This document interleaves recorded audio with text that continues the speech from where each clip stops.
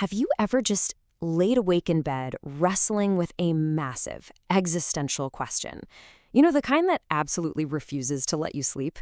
Well, welcome to today's explainer. We're going to be diving into a fascinating concept today, the parable of the two travelers, uncovering the ownerless country. Or, if you're familiar with its original context, the story of İki Yolcu'nun Sahipsiz Ülke Hikayesi. It's actually a century-old philosophical allegory, and it tackles one of the absolute biggest mysteries of human existence, taking us all the way from the tiny, late-night anxieties of the human mind straight up to the grand architecture of the cosmos. Okay, let's dive into this. Picture this scene for a second. It's midnight in your typical cramped university dorm room. The whole campus is pitch black and quiet, but inside, a student is just lying there, staring blankly at the ceiling, completely and utterly wide awake. Why?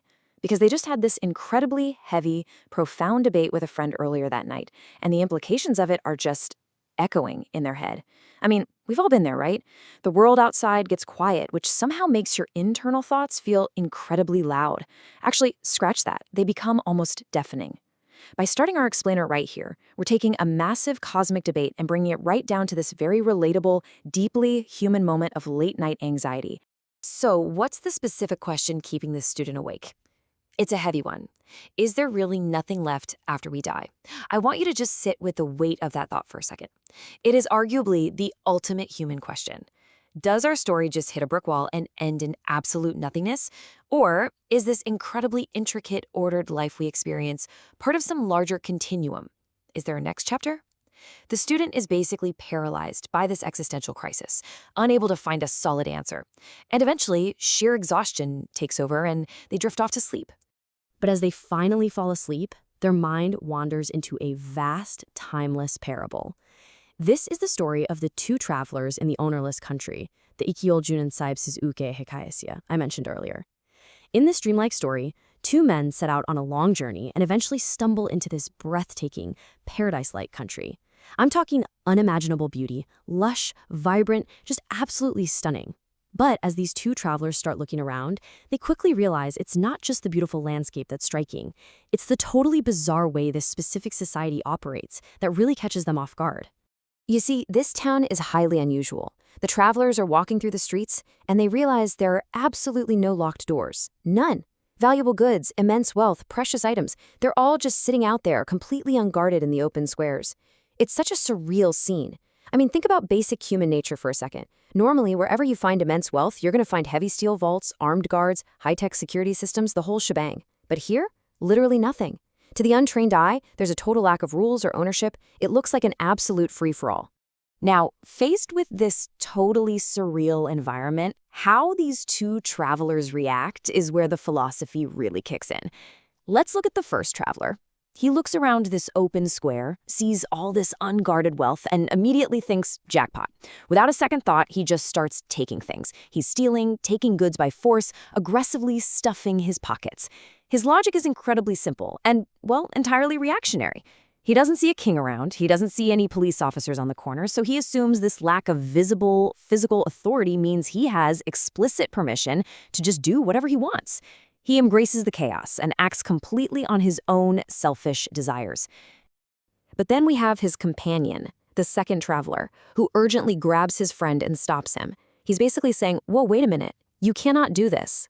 He passionately argues that these goods cannot possibly be ownerless. He's looking way beyond the surface. He points out that, yeah, okay, there are no visible guards standing right in front of them, but the town itself functions way too perfectly. Everyone is clearly working within some hidden, highly complex order. His deduction is honestly brilliant. He realizes that a system this flawless, where everything is perfectly maintained and provided for, absolutely implies that there must be an unseen authority in charge. You simply do not get this level of perfection and harmony by pure chaotic accident. It just doesn't happen. And this brilliantly illustrates the two foundational mindsets of humanity when we look at existence itself. This isn't just a story about two guys in a made-up town. This is about how we, all of us, view reality. On one side, we have the skeptical materialist. That's our first opportunistic traveler. His entire philosophy is based strictly on his immediate physical senses. There is no king. I don't see him, so I don't believe he exists. If he can't see it, it's not real. Simple as that. But contrast that with the logical observer, our second traveler. His philosophy is built on deep, rational deduction.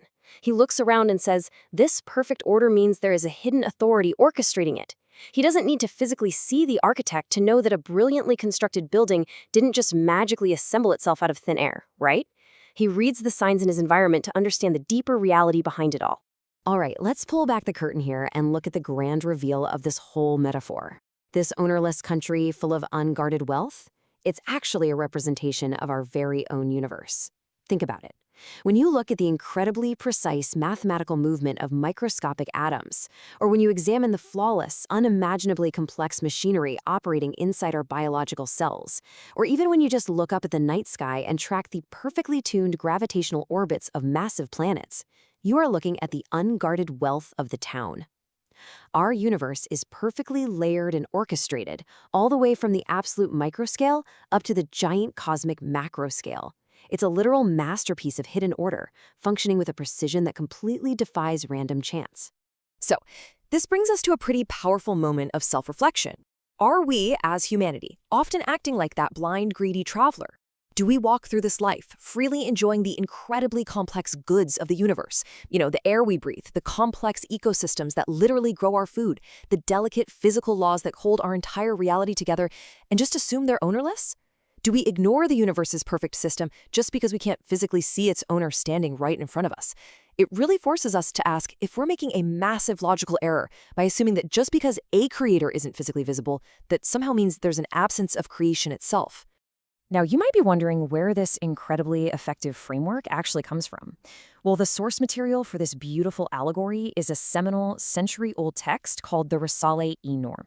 Specifically, it's from a section known as the 10th Word, authored by the highly influential scholar Bediüzzaman Said Nursi. And what's so remarkable about his approach here is how he takes these massive, deeply abstract theological concepts, stuff like existence, cosmic order, and the afterlife, which usually get bogged down in really heavy, dry academic language, and he transforms them into accessible, logical scenes. He takes a dense spiritual debate and turns it into a universally understandable story that anyone, anywhere, can grasp and apply to their own worldview. It's a real game changer in how we think about these things. And what's really fascinating is how this philosophy ties directly back to foundational scripture, providing a definitive answer to our student from the very beginning of the story. The source material beautifully synthesizes this parable with a profound verse from the Quran. It reads, "Look then to the marks of God's mercy, how he gives life to the earth after its death. Indeed, it is he who will give life to the dead." I want to give that the gravity it deserves. This is the ultimate answer to the student's agonizing question about resurrection. Just think about it. Just as the dead, barren earth of winter is brought back to perfectly ordered, vibrant life every single spring by an unseen hand orchestrating the seasons, the question about life after death is answered by just observing the universe's recurring, magnificent, and highly intentional order. The system itself proves the continuation. As we wrap up this explainer today, I want to turn the focus directly back to you. I want to leave you with this exact lingering question to ponder as you go about the rest of your day. The next time you look up at the intricate patterns of the stars, or maybe just examine the delicate veins on a fallen leaf, or observe the flawless, systematic design of the natural world all around you, ask yourself, does something this finely tuned really have no owner? Thank you so much for joining me to unpack this fascinating source material today. Keep questioning, keep observing, and never stop looking for that hidden order in the world around you.